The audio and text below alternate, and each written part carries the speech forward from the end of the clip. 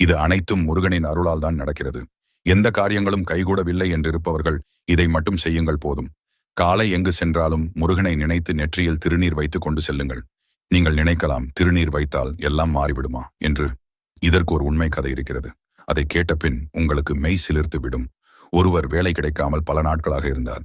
இவரின் சகோதரி திருநீரை நெற்றியில் பூச சொல்லும் போது அவர் கிண்டலாக பதில் சொல்லியிருக்கிறார்கள், இதை பூசி கொண்டு போனால் மட்டுமெல்லாம் நடந்துவிடப் போகிறதா என்று. ஆனால் அவளோ அவனது நெற்றியில் விபூதியை வைத்து விடுகிறாள். போகும் வழியில் ஒரு காரின் முன்பு இவர் தெரியாமல் போய் விழுகிறார். அந்த கார் ஓட்டி கொண்டு வந்தவர் இவரை பார்த்துவிட்டு சென்ற பின் அவருக்கு பல வருடங்களாக முடியாத சொத்து வழக்கு முடிந்து அவரின் அனைத்து சொத்துக்களையும் மீட்டு எடுக்கிறார். பிறகு அதே பையனை இவர் மறுநாள் பார்க்கும் போது வந்து பணம் கொடுக்கிறார். திருநீறு பூசிய உன் முகத்தை பார்த்து சென்று தான் எனக்கு இவை அனைத்தும் நடந்தது என்று. உடனே அவன் எனக்கு பணம் வேண்டாம், வேலைதான் வேண்டும் என்று கூறுகிறார். அவர் உடனே அவனுக்கு ஒரு வேலையை தருகிறார். அவர் அவனுக்கு கூறுகிறார்,